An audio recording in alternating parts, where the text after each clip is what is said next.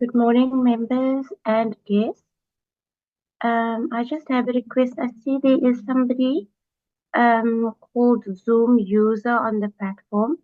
Can I request you to just change your name so that we know who you are? Otherwise, we will have to remove you until you are identifiable.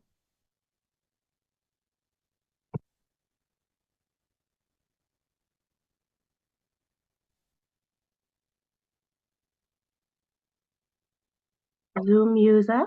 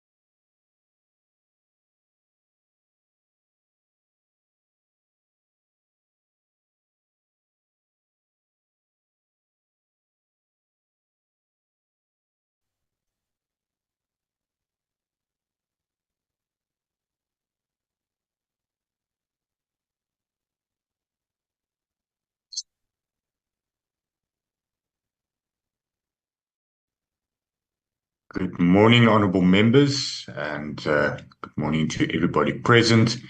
Cindy, are we enough members on the platform? Good morning, Chairperson. Good morning, members. Yes, we've got sufficient members to proceed, Chair. Thank you so much, Cindy, and let me welcome all the honourable members to this meeting. Thank you for availing yourself. It is interesting times and dynamic times, and we can never complain that life is not interesting currently, and that does make certain things extremely difficult, and planning and scheduling and programming. But I do appreciate your attendance, and that we can continue with this meeting and can take care of the work that we have to do. Cindy, may I ask you to flight the Recording agenda? in progress.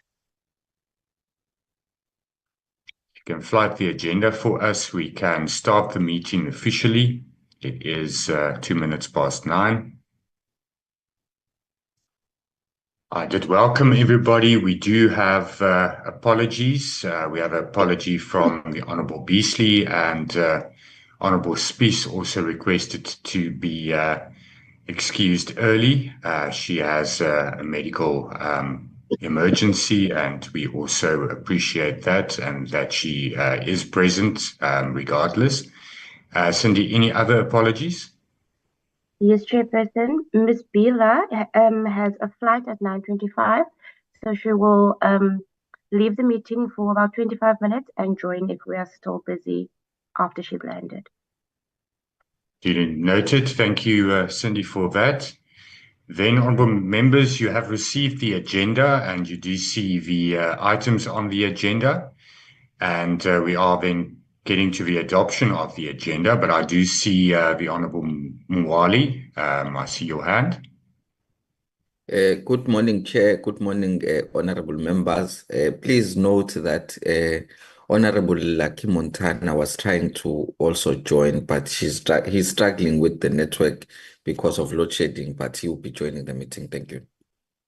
Okay. Thank you very much for that information. Appreciate that, and we look forward to him joining if it's possible for him. Then we continue with the agenda. You do see it on the screen. The items on the agenda is the consideration of the minutes, then also the consideration of a referral of a letter, albeit report by the AGSA, which was circulated to honourable members. Then it's the processing, and we have to decide on how to handle certain complaints that we have received. And there's a list thereof, and it has been circulated. And then we have to consider the program for the second term, April till June. And that's the items on the agenda for today. Is there a mover for the adoption of the agenda?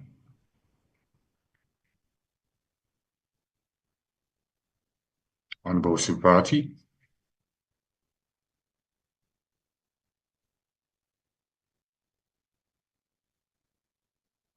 Honourable Subrati, I see your hand. I see typed he has moved for the adoption, so that's noted. Is there a seconder for the adoption?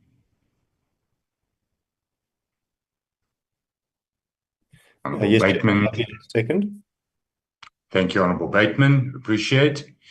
Then, honourable members, we can move to the consideration of the minutes of the 31st of January. Cindy, if you can flight the minutes. It was distributed to members,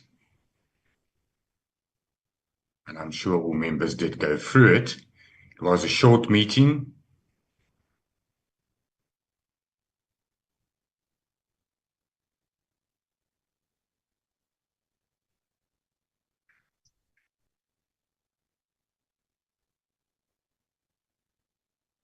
It is. You can see the members present. You can go down, Cindy. Members that were present and staff present. Then the outcomes, if we can go to the meeting itself, was opened. We then considered the minutes of the previous meeting, and we then considered the committee report. We also discussed the deferral of the National Treasury feedback, and we then considered the first term report and we adopted it, and we closed the meeting. Any corrections? No corrections. Any mover for the adoption of the minutes?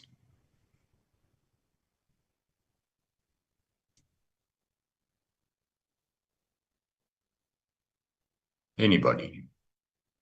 Yes, Chair. I move. Oh, I see that Honourable Subrati has moved. I'm happy to second. Thank you, Honourable Subrati. Moved then, and Honourable Bateman seconded. So the minutes is then adopted. Thank you, Cindy, for your work in that regard. And we then have the adoption of the minutes. We then move on to the second item, and you would have seen the letter from the AGSA to the Speaker. It's a letter dated 15 February, and it's a letter that advises Parliament on audits in terms of the MFMA, municipal audits, that has not been completed yet, and that there's outstanding annual financial statements from those municipalities and entities, and that whole process. And she then requested the Speaker to refer that report to the SCoPA Committee, Public Accounts Committee, to the COGTA Committee, and to the Finance Committee. The Speaker did then refer it to us as well.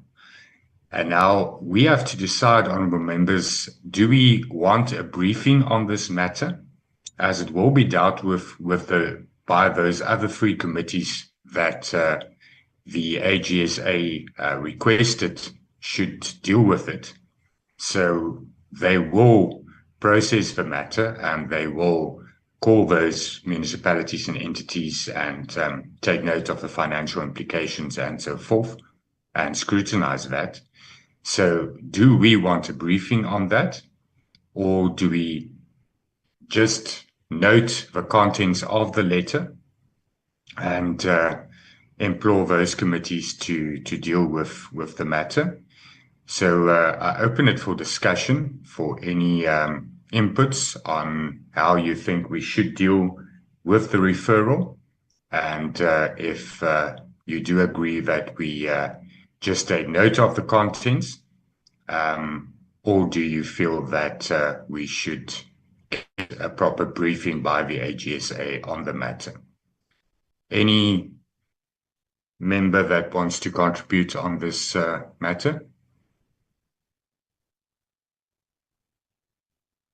Honourable Spies and then Honourable Bateman. Good morning, Chair. Yeah, I don't look so great, but yeah, I'm just showing my face. Chair, I would, if one looks at the letter referred to us, the letter the contents thereof is quite important. I understand the referral to COGTA and SOPA and all the other committees, but because we are the standing committee on the Auditor-General, and because of the severity of the contents, I do believe that we should have a briefing with regards to this, which would give us an opportunity to engage properly other than just noting it. So that would be my small contribution. Thank you, Chair. Thank you, Honourable Spies. Noted. Honourable Bateman. Thank you very much, Honourable Chair. What I would like to see, because our primary concern here is the functioning of the Auditor-General, is a complete list which shows the dates on which the information is presented to the AG from every municipality. And this would be a spreadsheet, really, which says these are all the reporting entities. These are the dates on which the financial information was due. These are the dates when it was actually received. And this was the date when the audit was completed. So that we can see very clearly in one place the full picture of the audits that are being done. And this, obviously, at the moment, we're looking here at municipalities, but this also applies to other parastatals, public entities, provinces, and so on, national departments. So we can actually see when is this financial information due, when is it arriving, and how long is the AG taking to process it? Are they doing it within the required 30 days or 90 days or not? What I don't like about this letter, I mean, I think it's fine, but I don't get any information around when the AG received the information from the municipalities. And so I think to have full transparency on all of this would give us a good insight into how well the AG is performing and staying up to date with performing their audits within the required 90 days on the municipalities. Thanks, Chair. Thank you very much, Honourable Bateman. Honourable Mwali. Thank you so much, Chair and honourable members. I've been largely covered by the other members, but I still feel, Chair, that we really need to get a briefing from the Auditor-General with regards to this matter. It's very sensitive, particularly because the letter is dated 14 February 2025. So we really wish to have a discussion with the AG, as in now, what is the status of these municipalities, because they do indicate different reasons why there's a delay on their audits. So we really wish to have a discussion, and also particularly these ones that are cited on the letter as having problems. We really need to see as to when were their financials received, if ever they were received, and what is the nature of the dispute, more especially the one that shows that there's a dispute on the audit. What was the nature of the dispute? And also we'll want to see from the side of AG, what are the attempts to get the information what is it that the AG explored, or what is it that the AG has done to ensure that he gets the information on time, and all those attempts have failed. So we really need to have a briefing with the AG so that we are at ease as to see that the AG on their side, they've done everything to get the information, but it's only the auditors that did not participate in the process. Thank you so much, Chair. Thank you very much, Honourable Mwale. Honourable Subrati.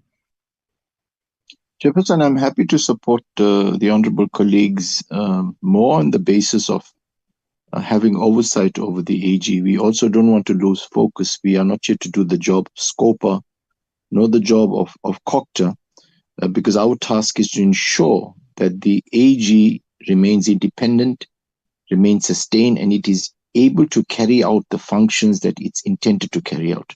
And I think in that context, more so to ensure that there is no delay from the AG and that the AG is sufficiently informing municipalities, following up, more on that basis, just to ensure that the AG is functioning as it ought to be. I'm quite happy to support receiving a briefing from the AG, but with a caution that we don't want to take on the tasks of SCOPA nor the task of COCTA. Thank you, Chairperson. Thank you, Honourable Subrati. I think that's an important that we take into account. But the general sentiment is then that we do request a briefing by the AGSA on this matter. Is there any member that is opposed to that, or can we accept that as consensus that we then handle it in that fashion? Everybody satisfied with that? Then we can conclude this matter, and the Secretariat will then add that to our program and try to get a date where such a briefing can take place. And we'll get to the program later, we'll then discuss the troubles that there are with scheduling, but let's see how we can make it work and how we can get that briefing done then. Then that is the matter of the referral, and we can then move on to the complaints processing. Cindy, I'm not sure if you can maybe flight the table of the complaints, which will make it easy for members to follow. But honourable members, thank you very much, Cindy. Honourable members, you have received the complaints, and some of it are quite comprehensive. Others are not necessarily that complicated, but you would have seen all the letters that we have received over quite a period of time. And the reason for the delay in processing this is obviously the fact that we actually did not meet in the first term. We had a few meetings scheduled, and those meetings were postponed due to lack of availability and changes in the parliamentary program, which made meeting impossible. So some of these matters are outstanding for quite a while. Now, the first complaint, which you'll see there, is by Mr. Mabaso, and that's the former Chief People Officer, the CPO of the AGSA. And this complaint, you would see there's an affidavit as well included in the correspondence, which sets out the complaints and the nature thereof.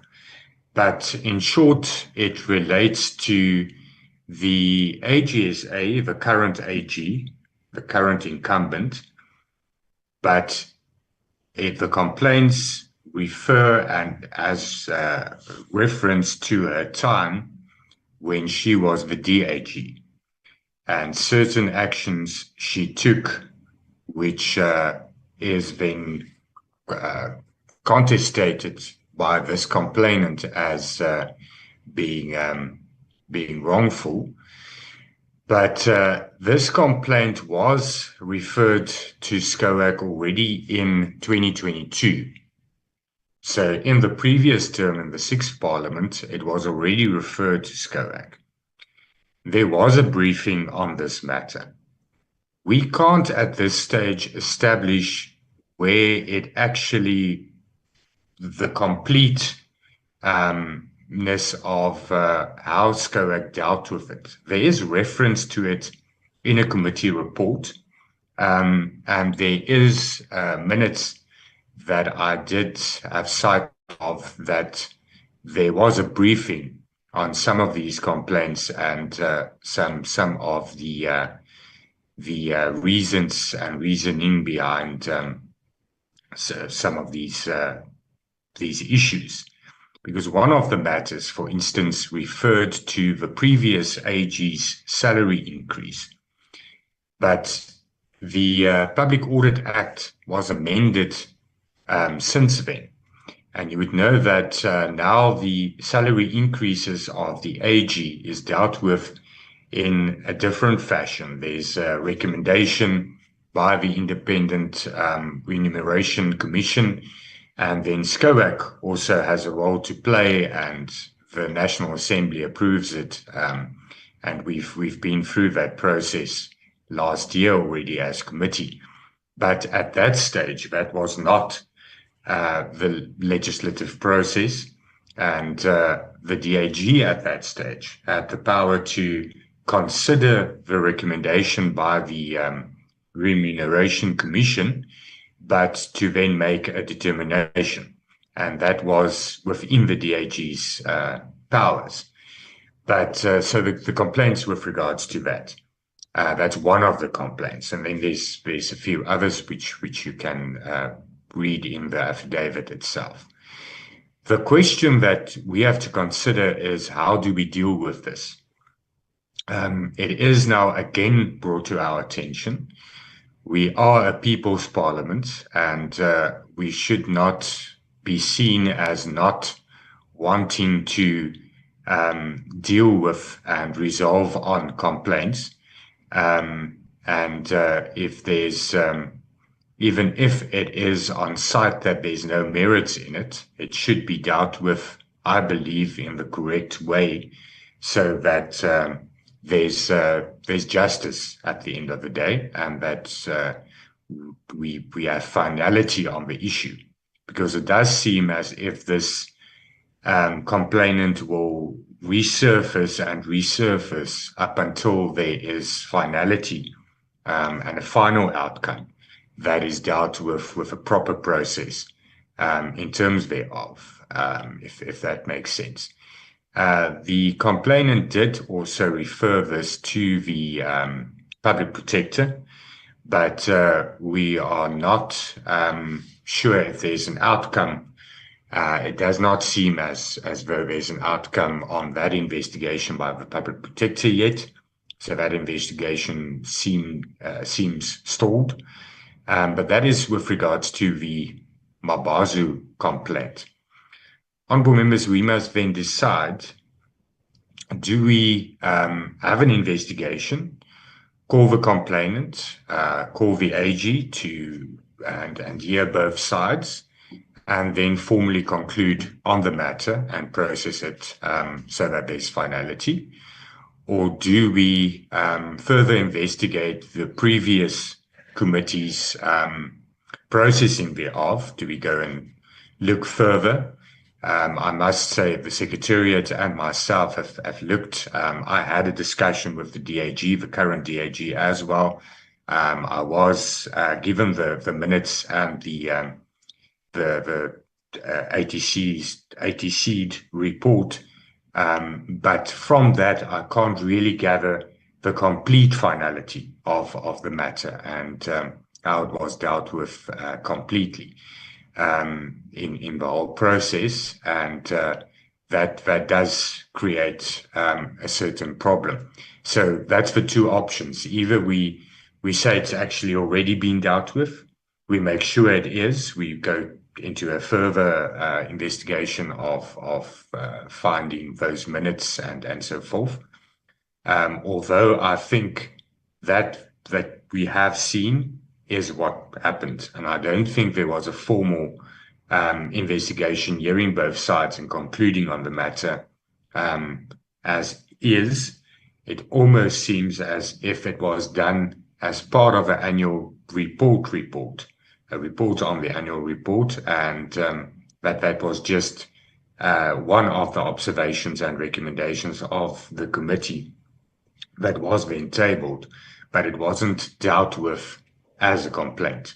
And we do know that the complaint procedure of the AGSA does say that such complaints with regards to if it is against the and about the incumbent AG is referred to SCoAG to be dealt with in a parliamentary fashion.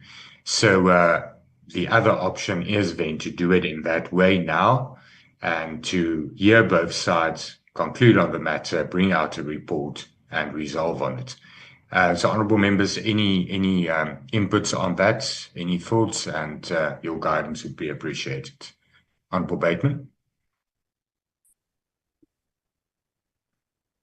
Thanks very much, Honourable Chair. I did a Google search on the PMG website. I found what seems to be some kind of legal opinion on the matter, and perhaps I could share that link with you.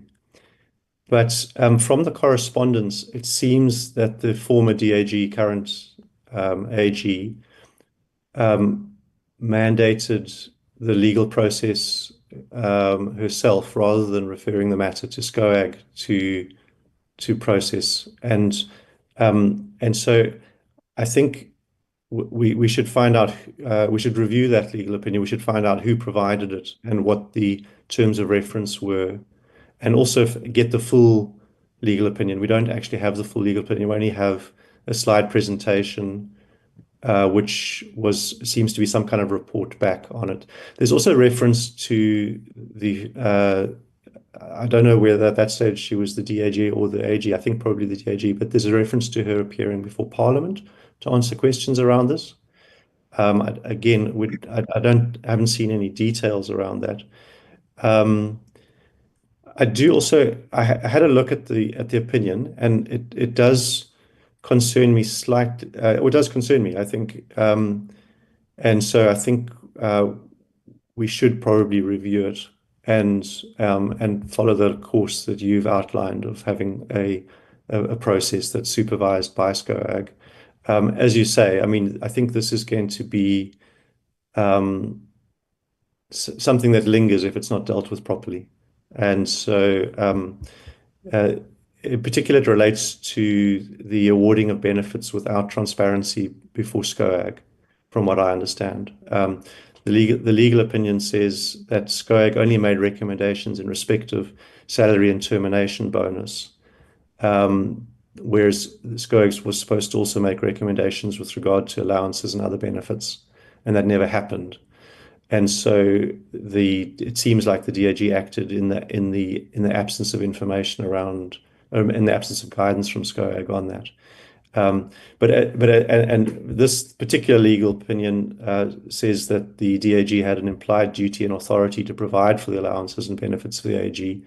I think another legal opinion might say that the DG had the implied duty to consult SCoAG because SCoAG was the one who was supposed to make the requirements. And so I do actually think that there are questions here that are not answered, and I'm not trying to form a judgment on it. I'm just saying it seems like it hasn't been properly resolved. So I would support your suggestion that we look into it a bit more deeply and see that there's resolution to it. And I also think we need to look at the corporate governance that surrounds these matters and satisfy ourselves that there is adequate corporate governance. I mean, it's interesting that the AG does not have a board, which is where these sorts of things would usually be. In a sense, SCoAG becomes a kind of a quasi board. Are we comfortable with that?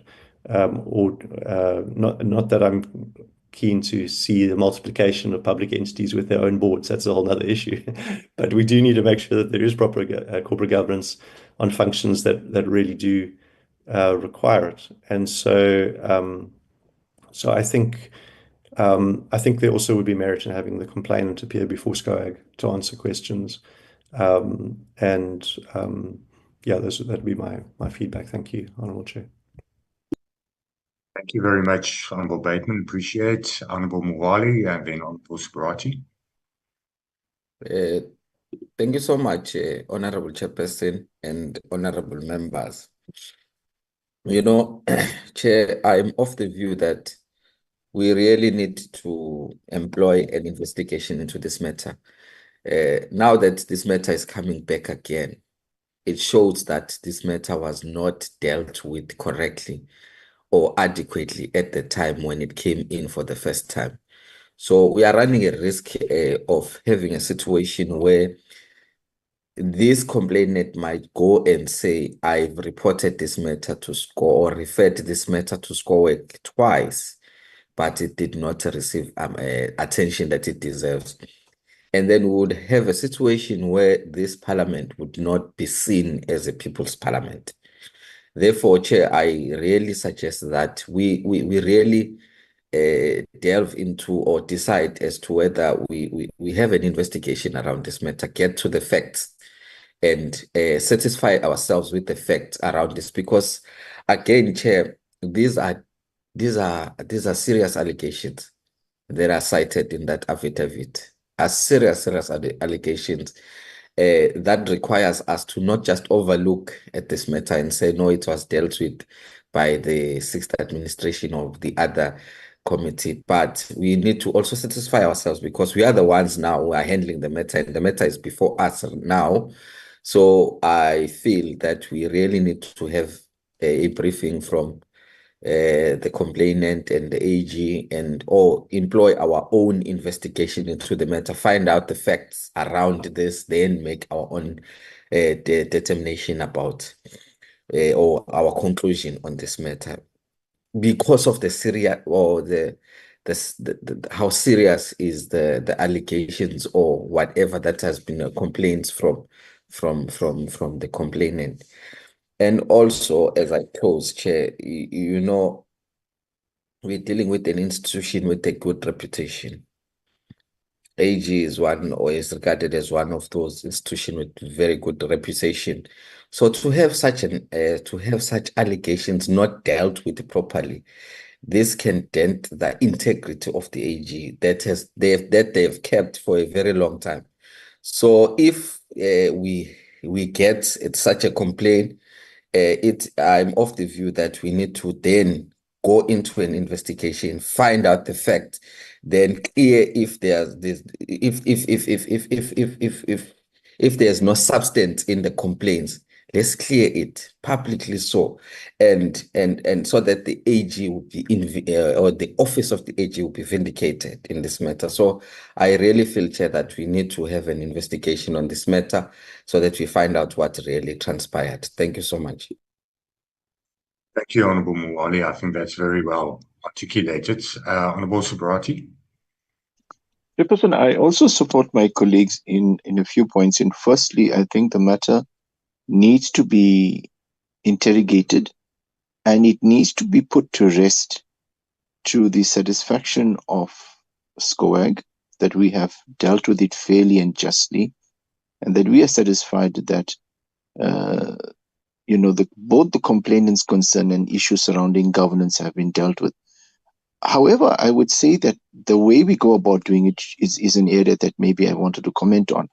I would be more supportive of receiving a briefing from DAG, since the implicated party now here is the current AG, in terms of how was the matter dealt with, the significant amount of work that would have been done with, and of course taking into account what Honourable Bateman as well. So I would say that the first step I would support is, rather than calling in the complainant to a SCoAG in an unprepared and unbriefed, I would rather continue, if we have a content advisor within SCoAG, to do some interrogation and review in terms of the legal opinion that Honorable Bateman is, as well as get a briefing from DAG about the facts surrounding this matter and how it was dealt with.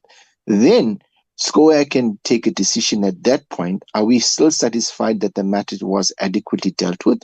Or do we then need to take it a step further, which might entail calling in the complainant? And what we must understand, the complainant has expressed himself clearly in the affidavit, and the affidavit has provided us the necessary information. It is really now up to us to establish, was the matter dealt with adequately? What is the outcome, and was that outcome communicated to the complainant? And more importantly, equally important, it would be, was SCoAG or is SCoAG happy with the way the matter was dealt with? So I'm saying, instead of just calling everybody, I have proposed a stepped approach to the matter. Thank you, Chair.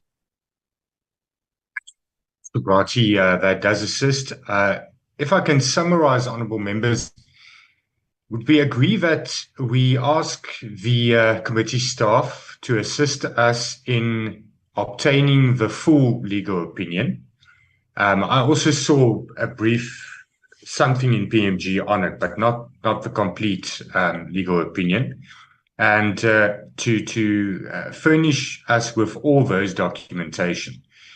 Then to also get, and here I want to propose a slight amendment to what Honourable Subrati proposed, rather than having in-person or a personal briefing by the DAG, to have it submitted to us in writing, a report by the DAG on how it was handled and the process, because I want to caution against a situation where we get a briefing, but the briefing goes into the merits of why there's no substance in the complaint. And even though that is good, it might be an impediment to the whole investigation then, later, to say the complaint was not processed because we were actually informed of the opinion of the DAG as to the merits of the complaint. So steering away from that, it might be safer to get a briefing in writing from a report in writing from the DAG on how the matter was processed, and that we then as committee consider that and the legal opinion and then take it further. So that being the first step in the stepped approach, as Honourable Subrati then suggested. And we then take it further, and if it then gets to the point where we then do call both parties, the complainant and the AG, to answer questions, because even if and it is so that the affidavit is a very thorough account of the complaint by the complainant, but there might be certain questions, especially if we go to the process and look at the previous processing of the complaint. There might be questions that's relevant to ask the complainant, and they could get those responses and consider those responses, and then measure it to the responses that we also get from the AGSA then on the matter. Honourable members, do I summarize that correctly, and are you in agreement with that stepped approach, and that being the first step, and then considering it further? And we then include that on our program, first a meeting to consider those documentation and then taking it further. I do see thumbs. Honourable Bateman, are you in support? Thank you, Chair. I think I'm still just getting my head around this a little bit. And it was something that you said that just triggered this, which is that's how obviously these are a serious nature, these allegations are of a serious nature. And how do we maintain our ability to approach this with a level of independence, and in order to satisfy ourselves as the committee that we've been fair and impartial in how we're treating the complaint?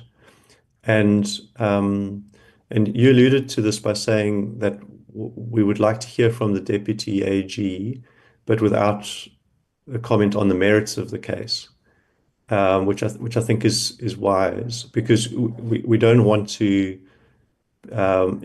There's the old proverb that the first one to present their case seems right until another steps forward to question them. And I think to keep that sort of level of independent thought is going to be important as we approach this, not to be taken in by the allegations, but also not to be taken in by the response to the allegations, and somehow to maintain that independence. So I feel like our starting point should really be with the SCoAG, and to understand how did they respond to this, what did they see, and are we satisfied that they followed due process as SCoAG? Because if they didn't follow due process, then we need to ask ourselves the question, what is due process? And I'm sensitive to this because the complainant referred to, I mean, these do relate to matters of not being transparent with SCoAG, and the complainant also relates the fact that there was a legal opinion commissioned by the DAG rather than referring the matter to SCoAG. And so one does get that concern that we mustn't be manipulated by what's presented to us and by whom. And the Deputy AG in this situation is not necessarily going to be an independent voice on it. So I think if we could just be cautious about the way we proceed to maintain that independence. Thank you, Honourable Bateman. That's exactly my thinking as well, and I do think we should be cautious so that we can get finality and clear the air with regards to, and as I said previously, Honourable Mwali articulated that quite well, to say that is why we should deal with this matter. We shouldn't have this lingering around, but then we should deal with it with due process and with impartiality. Honourable members, can I then also suggest that if the committee staff obtain the documentation, that we already ask parliamentary legal services to give an opinion on that. So we get the report from the DAG together with all the other documentation that there is, the complaint and the minutes of the previous terms meetings and the legal opinion and all of that, and then furnish the parliamentary legal services with that to also write us a new opinion, a fresh opinion with everything that has happened up until now, the referrals, the not being satisfied, the processing, everything, so that we have that opinion as well when we then discuss this further in our next meeting. With that, would you be fine with that, honourable members? No objections. Thank you, Honourable Bateman is fine with that. And I think that also protects us in that regard.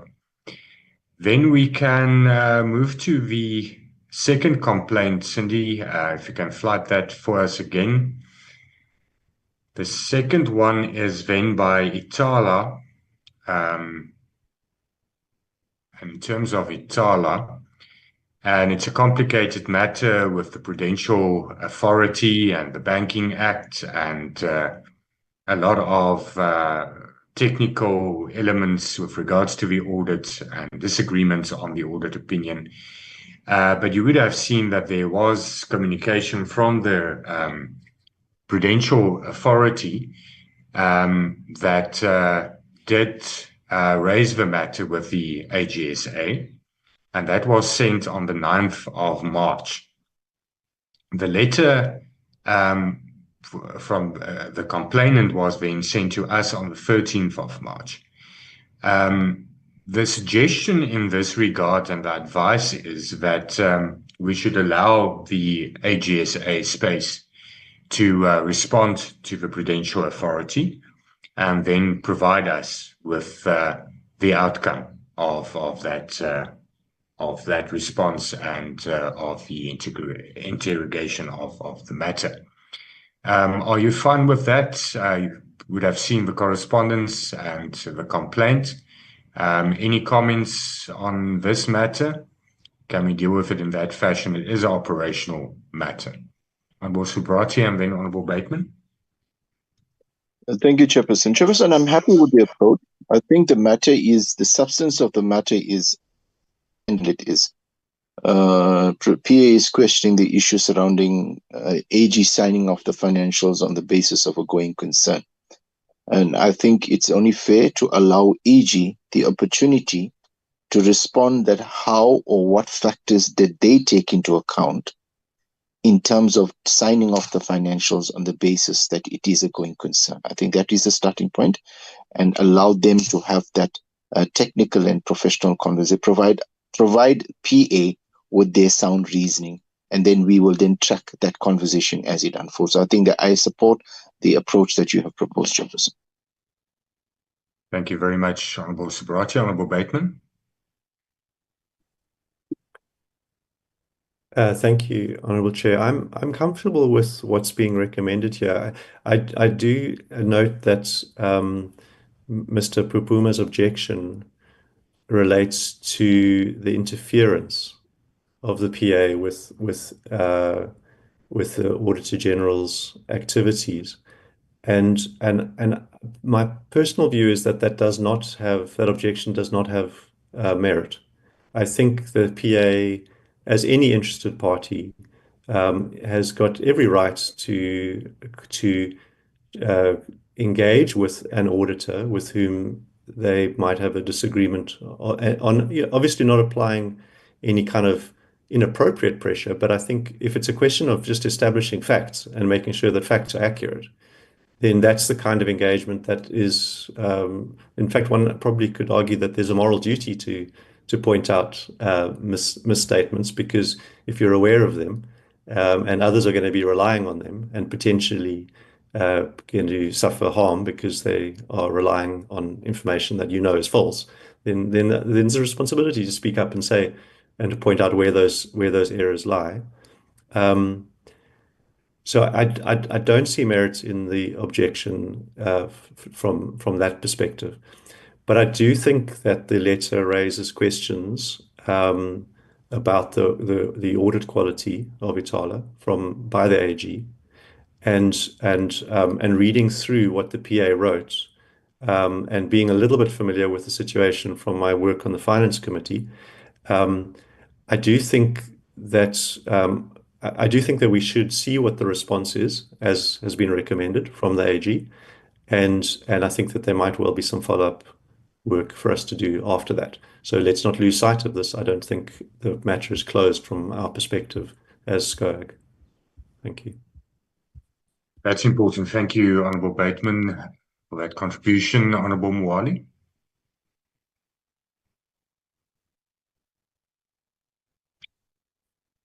I don't see your hand anymore. I take it you are covered. For members, sorry, Chair. I let my hand down before no I started. So, Chair, I think I've been covered largely by Honourable Subrati and Bateman. The issues raised by the PA, they are very much important into this committee, Chair. We really have to see the response from the Auditor-General into the concerns that were raised by the PA, because they say much about the credibility of the work that was done by AG in the audit of Ithala. So I wish that this committee would prioritize seeing the responses from the AG, and also seeing this matter gets to be addressed in the way that it should be addressed, because it's of so much importance from the issues that were cited, particularly by the PA on the audit report of the Auditor-General. We really need to see the end of this, and also the response or the feedback, or how they're going to be responding to each and every issue that was raised on their audit report. So I think the approach is far. I'm happy with it. We can go with this approach if we get to have responses directly from the AG.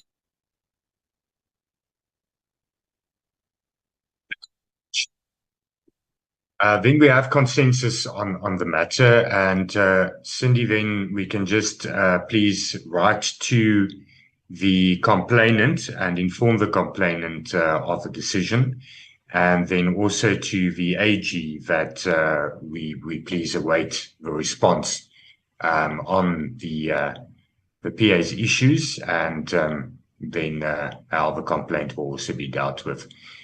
So we can then just deal with that under correspondence in the next meeting if we receive feedback then, and we will just keep the issue on the table so that we don't forget it as honourable members have raised it, but let's just inform all parties concerned of our decision. Then we can move on to the 24th of March complaint, honourable members. That is a complaint by Mr. Myambo, and it is with regards to information regulator complaint. It was sent to us, but it was appropriately submitted to the information regulator, and it resorts there. So the recommendation is that we just acknowledge receipt and advise the complainant that it was submitted to the information regulator, and that we do not further deal with such matters. Any objection to dealing with it in that fashion? I think it's quite straightforward. Everybody's satisfied. Thank you so much. Then we can move on to the next one, and that is with regards to fraud and corruption in Johannesburg Metro, and it is actually then allegation that the AGSA did not deal with those allegations correctly, and we have been informed, and we have received a letter, I think it was circulated as well to honourable members, that the AGSA is dealing with the complaint and is further intervening in it. So the suggestion there is that we actually resolve that there is no further intervention from our side because it has been dealt with. Honourable Bateman. Thank you, Honourable Chair. Have we received confirmation from the complainant that it has been adequately dealt with? I didn't see that in the papers that were presented to the committee. And then I have a follow-up question depending on the answer to that question, if I may. Thank you, Honourable Bateman. Cindy, could you assist? There's so much paperwork, I can't remember, but I do think so. Cindy? No, Chair. No, we didn't. We only received the first correspondence that we received on this matter was from the AG's response. We did not actually receive the initial complaint. I don't know if maybe it was never sent to us, but we did not receive it. So I requested the Dubazana attorney's letter from the AG, and that is the second letter that members got. But we have not received confirmation from Mr. Mlando or his legal team that he is satisfied with the response, just from the AG that they are engaging them to clarify some details. But we never actually received the complaint, although it was copied to us. Yes. Thank you, Cindy. Now I remember, yeah. Yeah, I also went through all my emails and I never received it. We received it from the AGSA, but we were mentioned, as you would see in that letter. We are mentioned and it's addressed to us, but it was never sent to us. So I will give you an opportunity for your follow-up, Honourable Bateman, but I do think it's important that we do then write to Honourable Mlando, to his attorney, because it was via an attorney, and just ask if for the progress and just give an update that we did process the letter received, and we are informed that the AGSA is engaging with Mr. Mlando, and they keep us abreast, maybe something like that in correspondence. But Honourable Bateman, your follow up.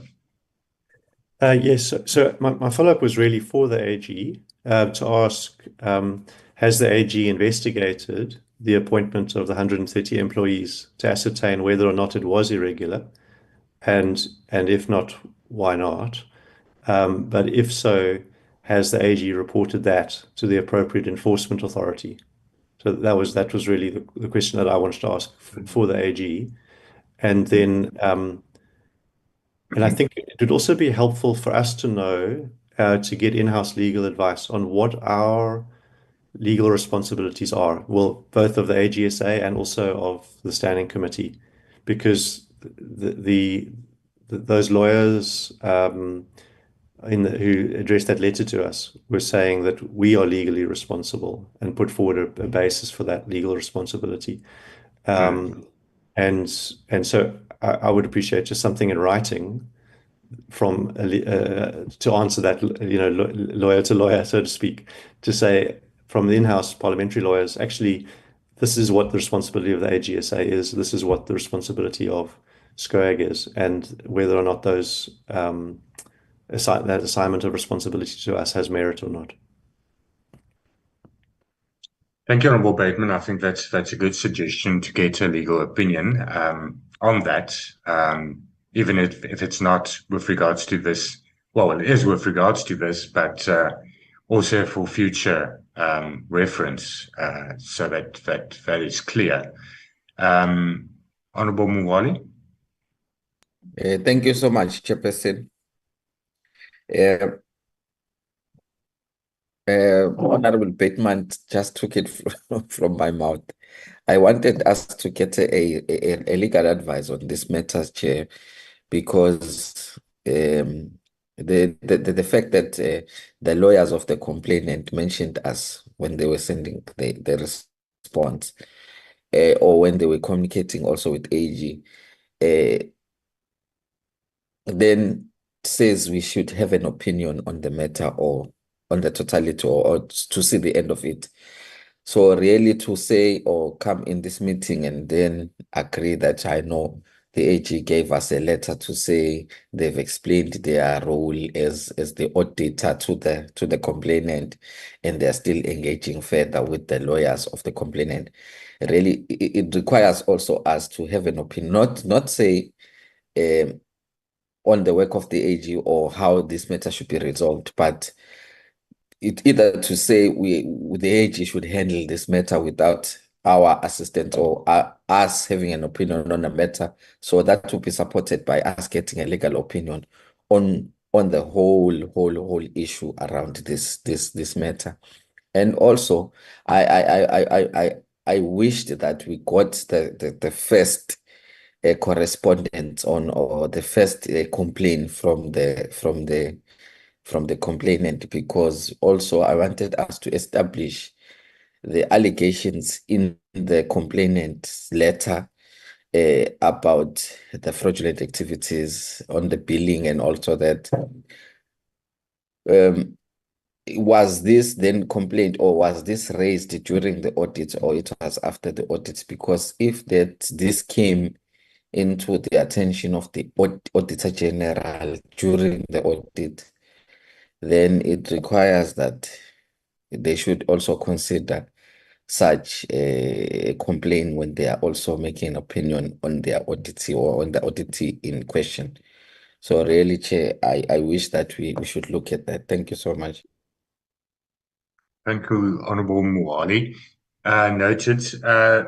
Honourable members, can we then request that we do get a legal opinion from legal services on the matter, that we also write to the attorneys and ask for an update on the matter if they are satisfied with their engagements with the AGSA, and also ask the AGSA for a further update, because I think that correspondence is more than a month old that we received from the AGSA to start with, to also receive an update also with regards to what Honourable Mwali now asked, when in the audit process and so forth, so that we handle it on that three-prong approach, but get a legal opinion as well on the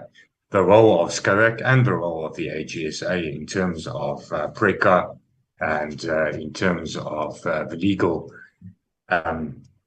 duty to act on these type of matters. So can we resolve in that fashion, Honourable Bateman? Yes, thanks, Chair. Just also around the issue of the 130 employees itself, would it be within our... Yes. I mean, it obviously raises the question, that seems like a material type item of potentially irregular expenditure, and has that received attention in the course of the audit? What actions are being taken just to see that the AG is responding diligently to that particular issue that's been raised? Thank you. So that will also be included in what we ask. Everybody is fine with that. Thank you. Then we can move to the last one. The last complaint is by complainant is Mr. Morgan, and that's also with regards to billing issues in a municipality, to Queenie.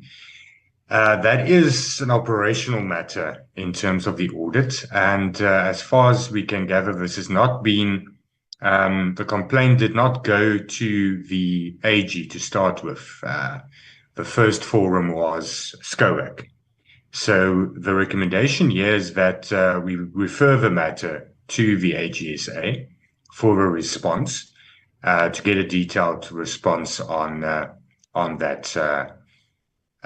There was a letter by the business manager in KZN, if I remember correctly, but let's refer it to the AGSA for a detailed response and then deal with it further. Are we satisfied with that? Any comments on the Morgan complaint? Everybody fine? Honourable Bateman. Yes, personally, Honourable Chair, I think that the reactions that I saw from the AG were very sensible and reasonable, and to handle this as they suggest as part of their audit cycle is absolutely correct, and so fully in support of the proposal. Thank you, Honourable Bateman. So that is supported. Then we can move on to the most difficult issue. And that is not complaints, but that is our own program. Honourable members, we had a bad first term. We had to postpone a lot of meetings, some of it at very last minute. But we are in a very dynamic environment where the parliamentary program changes and committee programs change. And it's very, very difficult. And this week proves the difficulty with programming, because with the withdrawal of the Division of Revenue and the Appropriation Bill, it means that the whole parliamentary program of the second term is now changing and will be completely amended. So it makes programming very, very difficult. But we do, regardless of this unique situation, it is very difficult when we have important meetings, such as which some of it was planned for the first term, a meeting with the Special Investigation Directorate, for instance, with regards to those follow-up on the investigation. That meeting has come a very long way, and we had to postpone it due to unavailability. And there is a practice in Parliament, in the National Assembly, where in 1 week there's an oversight week where committees go everywhere around in the country on oversight visits, and then there should be a committee week where there's no plenaries, no oversight, and only meetings on the days as per the schedule of committee meetings. But there's in the first term, that did not happen in committee weeks, and we scheduled our meetings always in committee weeks and not in oversight weeks. And when we considered the program, the first term program on the 31st of January, in that meeting, we also did it in that fashion, you would remember, and we resolved to keep our meetings, especially in committee weeks, because then members are in Cape Town, not oversight weeks. But now a lot of committees, with all the work that have to be done, do oversight in committee weeks as well, and that's approved. So it makes our programming, SCoAG's programming, very, very difficult. And what now happens, especially when we invite entities and stakeholders to a meeting, and we schedule, we have to cancel it and postpone it a day or two prior to the meeting, it does create frustration, and it's not good, and it's not good for the functionality of this committee. So we'll have to look into how we can function better in this dynamic, difficult environment. But Cindy, let me ask you to flood the proposed second term program.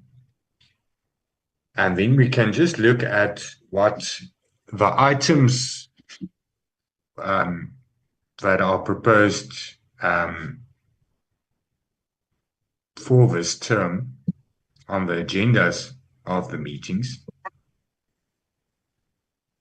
Apologies, I'm just opening the latest one. No problem.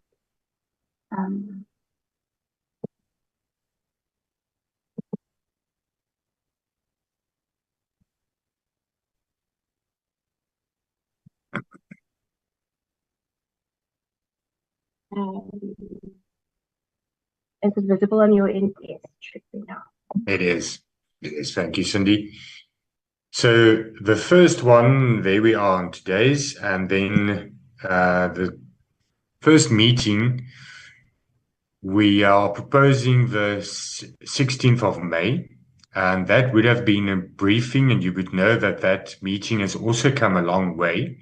It was a resolution that the committee took and that was approved by the House in our report on the annual report of the AGSA in terms of the appointment of the external auditors vis-a-vis the legislative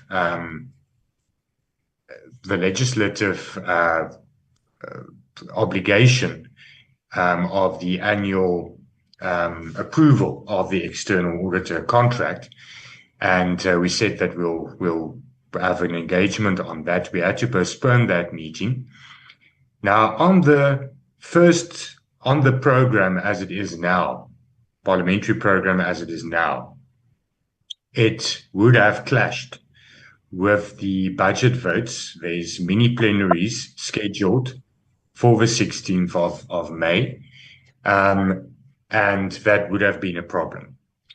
So we thought that we would look into postponing that meeting in any event to the 30th of May. But, honourable members, there's no way that mini plenaries in terms of budget votes, debates, will take place on the 16th of May.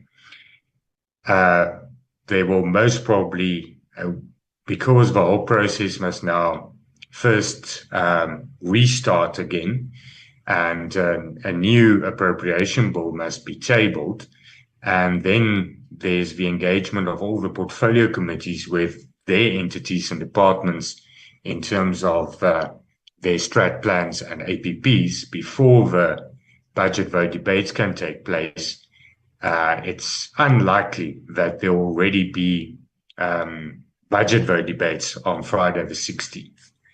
So it is possible that a meeting on the 16th will probably be able to take place. Thank you, Honourable Spies. You are excused. Then, so we can talk about that. I first just want to go through all the agenda items of the proposed meetings, and then we can take it one by one. So if we then go to the second one that's proposed for 30th of May, there we would have had or proposed a meeting with the AG. Also, one of the resolutions that the committee took and that was approved by the House in the report on the quarterly progress reports on those issues. The AG is, however, not available on the 30th. She's abroad and requested that we please do not continue with that meeting in particular when she's not available to present. So the 30th, we then thought of maybe taking the 16th meeting and then doing it on the 30th.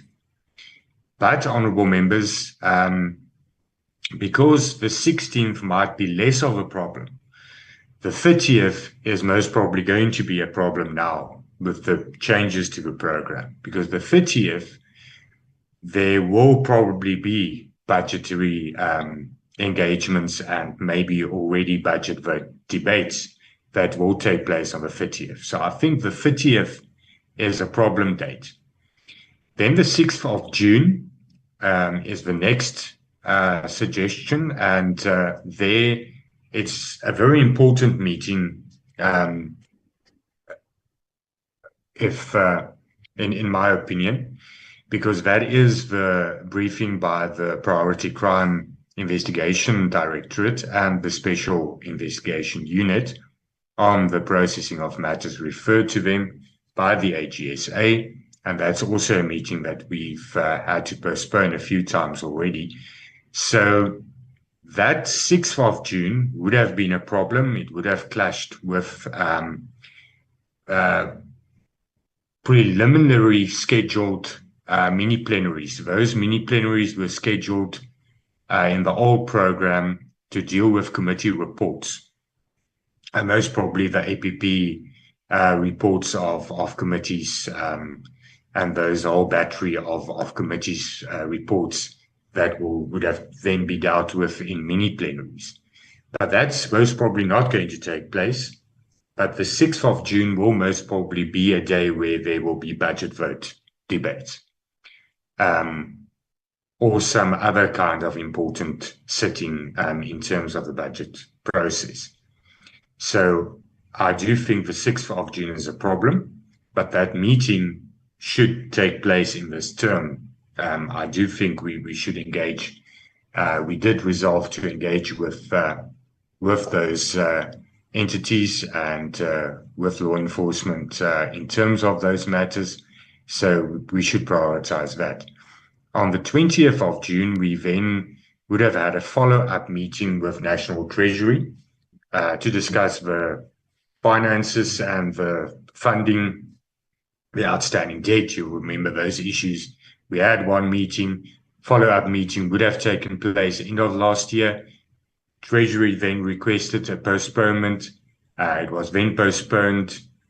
They then requested another postponement, if I remember correctly. And then we requested the postponement because of unavailability.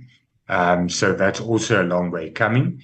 And was also a resolution that we should have quarterly follow-ups with National Treasury on those issues. So we should prioritize that. So that meeting should also take place, and we should make time for that.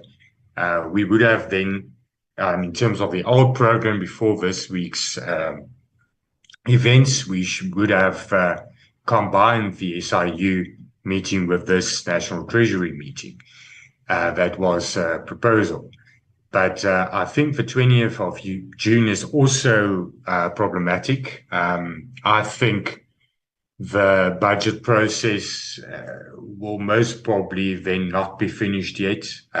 It's very possible that if it's crammed in all the budget vote debates, then we might have the last sitting where we consider and have the second reading of the appropriation bill and the votes and schedules on the 20th of June, or the week after that. If it's a week after that, then the 20th of June might still be sittings and so forth. And if it's on the 20th of June and that's the last sitting of the second term, then it's also going to be a problem to meet on that day. So, honourable members, if we then look at the program, it's not easy to actually make definite decisions now because there's no parliamentary program yet. I do think we can endeavour to resolve on, for instance, the 16th of May, and try to maybe combine the 16th of May with one of the other issues, such as maybe inviting the priority crime investigation and the special investigating unit also on the 16th of May, and then the audit committee as well, so that we handle both of those issues on the 16th of May. If the parliamentary program becomes available and the 16th of May is not possible, then it's, and we will get a parliamentary program. The programming committee is scheduled to sit next week, Thursday.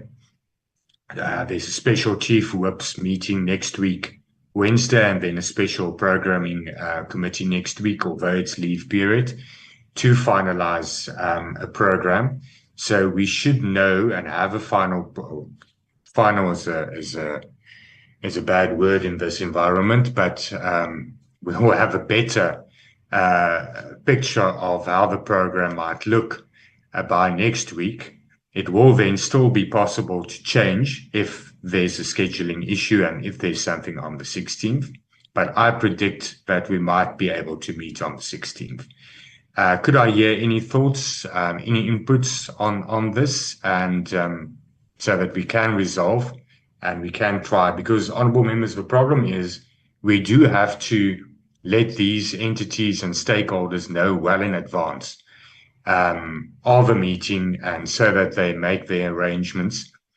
But included in our discussion now, we should also discuss an issue that I think was raised by Honourable Subrati as well, and that's the issue of physical meetings vis-a-vis virtual meetings.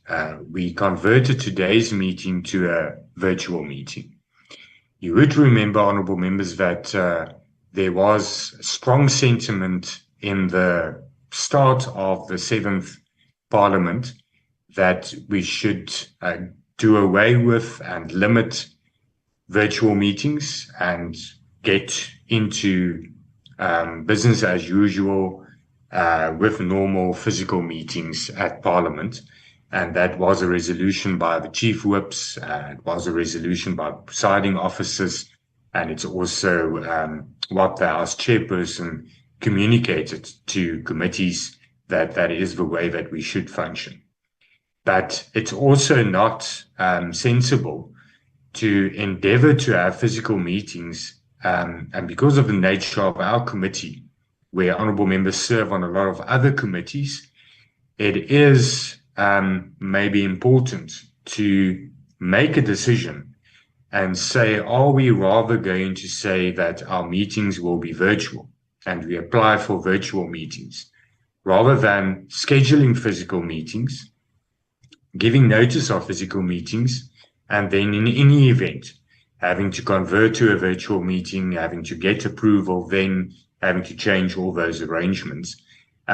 So that's also something that in this conversation we should please converse upon. Honourable members, I do open the issue for discussion. Honourable Subrati. Thank you, Chairperson, and thank you for your guidance. I've just made a few pointers here, which I probably would have wanted to have showed the program. But let me just quickly just look at my notes. Okay, Chairperson, I think the reality is emerging in Parliament that there's a lot of pressure and other committees are looking for Fridays as a filler day. Conventional committees are finding, due to the extent of the work, like one particular committee I sit on usually sits on a Tuesday. Now it's expanded to Tuesday and Wednesday, and in the further amended program, it's gone to Tuesday, Wednesdays, and Fridays, to this extent that every Friday that was chosen conflicted with my SCoAG program, and I've appealed to the chairperson to review it to look at the alternate Fridays. So the moral of the story is there is this increased pressure on Fridays to be claimed by other committees. And I think as SCoAG, we just need to be mindful of that. Secondly, following up from that, it will then it impresses upon us, therefore, chairperson, to be far more circumspect and productive in our meetings. I think the reality is, without diminishing the importance of SCoAG, I think we can be far more effective and manage our time better so that we can compress programs and achieve the necessary outcomes without compromising the quality. And one such example is the one you have proposed, where we combine, we pack up the May 16th program. I think that is the kind of efficiencies we need to look at going forward. Chairperson, I also think we need to triage though we don't have, unlike other committees, but whatever we have, we should triage them and establish the priorities. Triaging in emergencies, what is most emergent and urgent for us? I think we should deal with those priorities sooner in the term, so that it impacts more positively as we move forward. So we don't have too many contentious matters. I don't know, maybe members can just share, but I think the idea of prioritizing is crucially important. The third thing would be, I definitely do believe that, at least I've been informed that the dome is under construction, and I think we've experienced that in the last term. There was some problems, but the feedback I've got is that dome is under construction, as consequently, most of the sittings will be hybrid. Consequently, many of the members who are not necessarily whips, I think, will probably come and sit in the what is that where we usually sit in hybrid, the house. A lot of us will not be in Cape Town.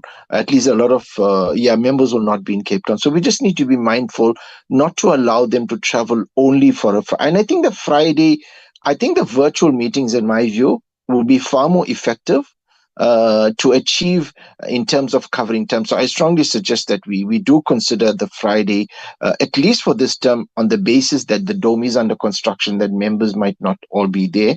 And lastly, Chairperson, I know this is unrelated to programming, but I think it's crucially important that we as a committee just reflect on what was our performance as a committee for the last year, as SCoAG. And also we should reflect on what we want to achieve for this 2025. I think we haven't reflected on it in our programming, but maybe if it can be a half an hour can be dedicated to that, kind of a recap of how are we performing, are we achieving the objective, and what is our plan for 2025. And maybe I'll make some input as we come to the last item, which will be the review of the workshop. I think there is an addition I want to make when we come to that. Thank you so much, Chairperson. Thank you very much, Honourable Subrati. That does assist. And I do really think we should try to have longer meetings, but so that we deal with all the outstanding issues, or most of, or a lot of items on one day. But then we should try, and I know it's very, very difficult, honourable members, because programs change, and all of a sudden there's a complete amendment, and what we think today, 2 weeks prior to a meeting that we would be available on a certain day, it changes a week prior to that. But if we try to do these type of meetings where we invite stakeholders, and especially if it's a physical meeting, then it's a very big embarrassment. And that's why, Honorable Subrati, we very cautious sometimes, and the work is sometimes not very effective because we try to mitigate the risk of a meeting that are scheduled, and then there's not sufficient members to continue. And we sit there with stakeholders and people that flew in and are sitting there. So we try to limit that risk because of the uncertainty. But I think let's try to stack the items like that. And if we look at the 16th as then a possible date, and we include the items that would have taken place on the 6th of June, then it's already a big chunk of our work and what we set for ourselves to do that we can then handle on that day. The proposal by Honorable Subrati is virtual. It is so that a lot of sittings will take place hybrid in this term, although all the mini plenaries on the budget votes will be in person in different venues in the parliamentary precinct. There was also a change before the latest change. There was a change this week where the Division of Revenue and also the Appropriations Bill second reading, the last sitting of the House, would have not been hybrid as initially planned. It would have changed venue to the CTICC or to the Century City Convention Centre, so that it's physical meetings. And that was resolved upon, so most probably that is going to still be, but just not on the date that it was envisaged to be. So now it will take place on another day, but most probably physical. So members will be in Cape Town for certain of these budgetary processes and legislation that will be considered by the House. So there's that as well. But I do think we should take into account that a lot of other, as Honorable Subrati mentioned, a lot of other committees also meet on Fridays. A lot of oversight visits and public hearings take place on a Friday in many instances. And that does make physical meetings then difficult and virtual meetings more possible. So, honourable members, that is the proposal. Firstly, let me ask, are we fine with and in agreement with Friday the 16th that we give notice to the Audit Committee, that we give notice to the SIU and the Directorate for Priority Crime Investigation, and that we then try to schedule that meeting on the 16th of May. If the parliamentary program clashes, then we'll adapt, but that we try to arrange that. And that, so that's the first question. Are we in agreement with that? Honorable Subrati? Chairperson, yes, I would support in principle us packing up the Friday, just with a little consideration that just be mindful that on Friday I have to attend compulsory prayers. So I'm quite happy that we break even for lunch at about 12:30 and then reconvene if we need to, if we got an afternoon, so we can make it a really long Friday to cover content if we need to. So I'm just saying, just be mindful how we plan the day so that I don't miss out on crucial discussions, and also I'm able to attend prayer, in which I need our lunch hour can dovetail along that line there. But so I support the idea that you have proposed, Chairperson. Thank you very much, Honourable Subrati. We'll definitely be mindful thereof and do our best to manage the time. And I do think that some of these issues we will be able to even be able to deal with it in a 3 hour slot and be finished by 12 o'clock, even if we do the audit committee and law enforcement. If we manage the time correctly, we can be finished. If not, then we can do the lunch break. So, honourable members, then the next question is, do we do that meeting physically or do we do it virtually? Can I get a suggestion in that regard, please?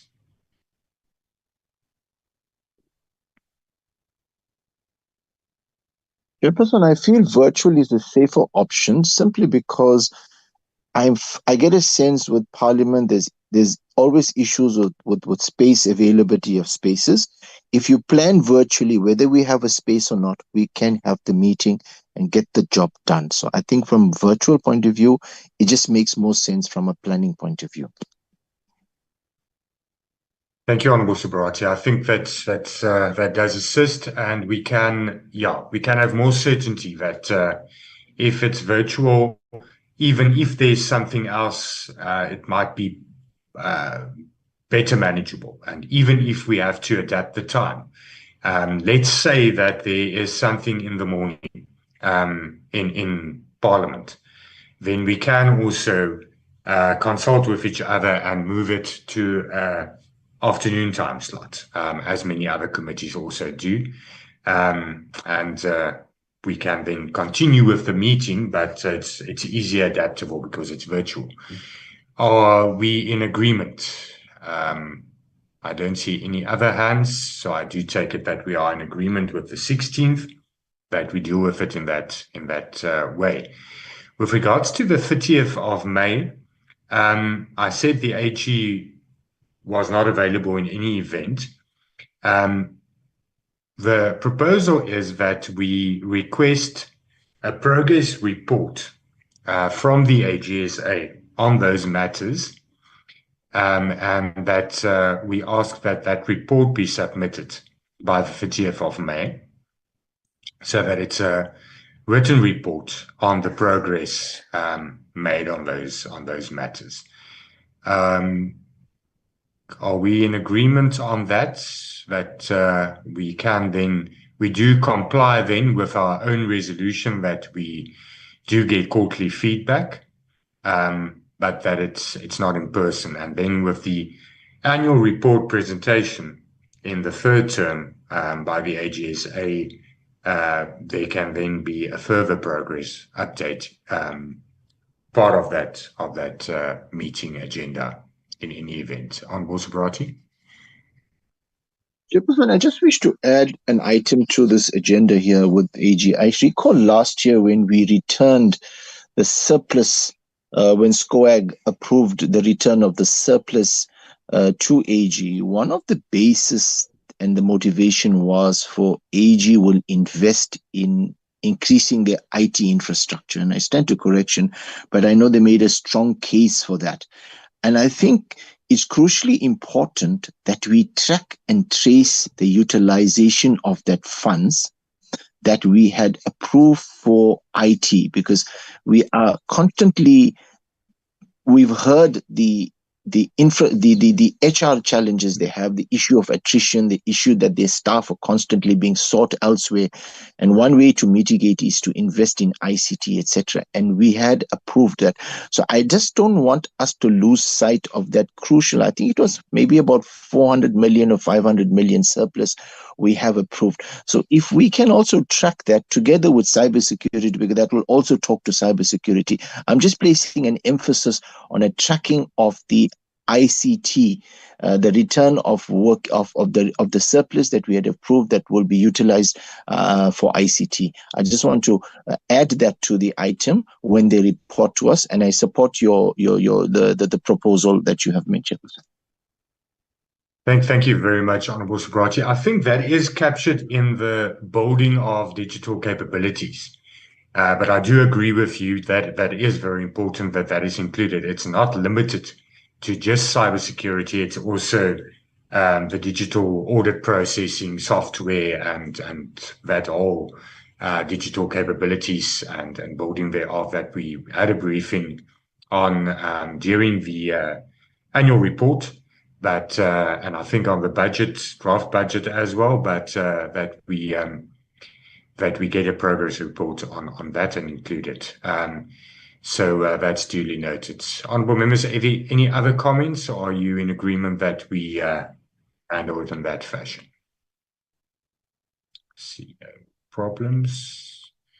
Okay, then the next one is then the 6th of June, that we then now move to the 16th, and then the 20th of June would have then been a follow-up with National Treasury. My proposal, honourable members, is that we park this item for now, because up until we get the parliamentary program. And then we can discuss it maybe at the meeting of the 16th of May.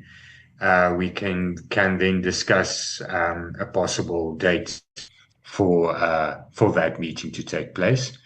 I don't think it would be sensible to invite National Treasury at this stage, where they are very busy with the budget process, and the Accountant General that has to give us feedback is obviously involved in the whole process of the budget, and I don't think we're going to get a favorable answer if that we ask them for a meeting on the 16th or include them on the 16th of May. So I think let's park that issue for now, and let's consider the parliamentary program and then discuss it on the 16th of May. Are we in agreement on that? Any alternative proposals, Honourable Subrati? Yes, Chairperson, I do agree with you. In my initial sentiments, I shared the issue about prioritization. I think this will rank probably at the bottom of my list of prioritization, simply because we've already had a high sense of a view that Treasury is very tight on funding. They prefer the current model to be in place of AG, and also we are aware that AG is managing its finances properly. So I don't think we're in a spot to push for that. And I think if we do the timing, as you pointed out, is very untimely. I think Treasury has other priorities to deal with. So I do suggest that we in fact move it to term 3, Chairperson. And maybe we might, whilst we're dealing with this, if there's anything priorities on the complaints, we might want to ask for one of them to be brought into the space here. Thank you so much, Chairperson. Thank you very much, Honourable Subrati. Yes, because there's actually then, there's meetings or items rather that does flow from our discussions on the complaint processing, and which we will have to include on certain of these days. And I think we'll see what we get back in terms of legal opinions and those type of things that we resolved upon, that we are going to ask for and commission. But if we receive some of those, let's say one of those legal opinions, we can consider it and add it to the agenda of the 16th of May. If not, we'll discuss how we go forth, and if we include another meeting, maybe in the week of the 20th or after that, somewhere. Honourable members, are we satisfied with the program then? And let me also add, if we do virtual meetings, it's also easier to have meetings, and I know it's not always the ideal. But if there's a difficulty with Friday and it's impossible to meet because of other committee responsibilities, then it is possible to meet after a plenary that on a Thursday, for instance. And it is possible that we can communicate with each other and seek such an alternate time. Especially when we meet virtually, it is possible to do that. And then it is a late night, but then we do get the work done, and we don't have clashes and uncertainty. So that's also the advantage of our virtual meetings. Honourable Members, thank you very much. You would have noted that on the original notice, it was included that we would deal with the report on the induction workshop that we had at the AGSA in February.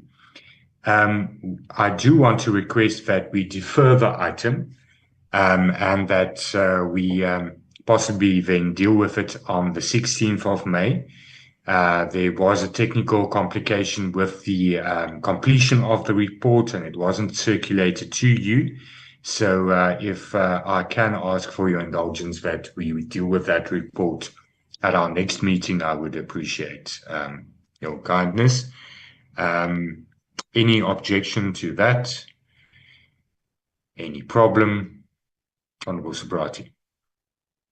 Thank you, Chairperson. Chairperson, I support the deferment of that report there, except to make one important contribution, which I did allude to, I will make when this item comes up. And I think this talks to this level of the framework that is in place and that was highlighted during that workshop, is that and the reason I'm mentioning this now is that so that the content advisors can ensure that it's given effect to in the report as a part of our observations and recommendations, is that what we observed is that unlike the traditional registered auditors that who are overseen by a regulatory body like IRBA, AGSA has no regulatory body overseeing its performance of its functions. In terms of like IRBA will ensure that all registered auditors are carrying out and they will intervene. AGSA maintains an independence, so nobody tells the AGSA or assesses whether AGSA's procedures are being carried out as it ought to be carried out. For example, when we looked at the issue surrounding Ithala Bank, and there are certain procedures that one would use to determine the going concern of any business. But traditionally, if an audit firm was caught off guard, it would be referred to IRBA, who will investigate. Now, in AGSA, who ensures that the procedures that they're carrying out are in accordance as they ought to be done? We just take in as a committee, and we must go on the basis that we are all just ordinary parliamentarians who have been deployed to this point, and we shouldn't take our professional qualifications, if any, because the structure of parliament must be such that we must remain independent, and we must have assurance by. So we found in interrogating that in the workshop, we found that there is an absence of a professional oversight over the quality of the procedures and the framework that the Auditor-General uses, and that it's a gap. So in other words, for example, how do we know that the procedures that the audit? I'm asking the question: are we satisfied as SCoAG that the procedures that the Auditor-General is using are relevant, are correct, are appropriate, etc., etc., etc., except for what Auditor-General tells us? So we find that we can't go to IRBA or someone else to do because AG is independent. So it therefore means there is a lacuna and there is a gap and a vacuum, and maybe a space to be filled for some sort of committee that sits within the audit committee that reports to us that we have reviewed the audit procedures, the manner of what the AGSA is doing, and we're happy that it's relevant. So we get comfort. Down the line, SCoAG mustn't be criticized to say that, the Auditor-General was not applying correct procedures. Why did SCoAG not pick it up? I think for me, that was one of the key lacunas and gaps I found. I'm not too sure if other members will concur, but that for me was the light bulb moment in that workshop. And I thought I'll raise it here so that it's given reflection through in the report. Thank you, Chairperson. Thank you very much, Honourable Subrati. Yes, you rose those issues during the workshop, and I do think that is one of the very important issues that culminate from the induction workshop that does need further scrutiny and engagement, because there's both sides of the coin here. It's, if you have a body advising, you might then threaten the independence. If you don't, you might also threaten the functionality. And I do think that your point is well taken, and let's further engage. If we deal with that report on the 16th, let's engage on that issue further and see how we can take it further. Maybe get a legal opinion, maybe get I don't know, get a further engagement on how to deal with it, and because there is a sensitivity, and rightfully so, that the Auditor-General is independent in terms of the operational functioning, and that includes the methodology used in audits.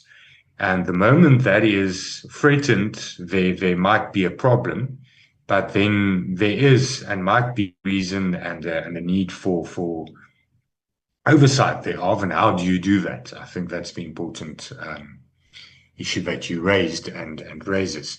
Honorable Mwali, I saw you. Thank you so much, Chairperson. Honorable Sobriety is raising a very important matter here. But I'm thinking in the audit process, Honorable Sobriety, there's AG, there's SAICA, there's EBA, there's the audit committee. So AG needs to perform their work independently of everyone here. But in the event that we have an issue, more especially,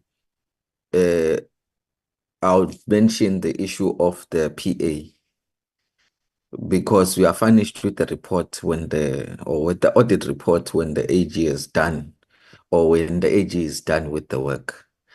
So in the event that we have a dispute, as the PA is disputing the audit opinion of the AG, that's where then, as an oversight committee, we can come in. We can then request that we see also the audit procedures that were performed to arrive at that audit opinion that they ended up arriving at. But what all I can say, or to put us at ease, is that when the Auditor-General performs their audit, they are always going to perform the audit in line with the international audit standards that are prescribed, and also with the regulations from EBA, because they need to adhere also to EBA, because they are registered, or auditors are registered with EBA. So they perform their audits or their audits around normal. I would say they perform the audit in line with the procedures or with the regulations from these regulatory bodies. And then we as Parliament, then we come in the event that there's disputes. Number two, I think we don't fall short of requesting any audit outcome that we have maybe an issue or an interest in as this body, where we can request also the audit procedures that were performed during the audit, or whatever that had transpired during the audit, if we have an interest. But at the moment, I'm not sure how we as SCoAG can come through, or can come in as an oversight committee, because we are an oversight committee. But also we should not then interfere with the work of the Auditor-General, because it should not also affect the audit process, because the audit process says the auditor should always remain independent to us and also to the auditee. So thank you. Thank you, Honorable Mwali. Yes, this is a complex issue, and I think let's not debate it further now. But that's valuable contributions, and it's food for thought that we take it further. And I think let's also request the committee researcher, to look into this and prepare a brief for us. and then we can discuss it further when we discuss the induction workshop report, and we can then resolve on how we take it further. What is there a reason to take it further? Is there not? Can we satisfy ourselves that there's proper oversight, that there's that they are following, and that we can assure ourselves that they are following international standards and so forth, or not, and then we take it from there. Thank you, honourable members. That, I think, does bring us to the end of our meeting, if I'm correct. Cindy, I'm not forgetting anything, am I? No, Chairperson. We are. Thank you, Cindy.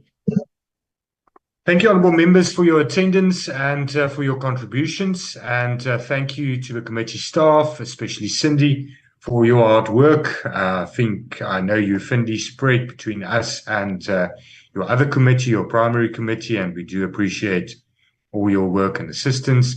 To all the staff and to everybody present, have a good weekend, have a good Freedom Day, and let's carry on the work and be safe. Thank you very much. Thank you, Honourable Chair. Thank you, to Chair. all our colleagues. Thank Thank you. you, Chair. Good day. Bye-bye. Bye.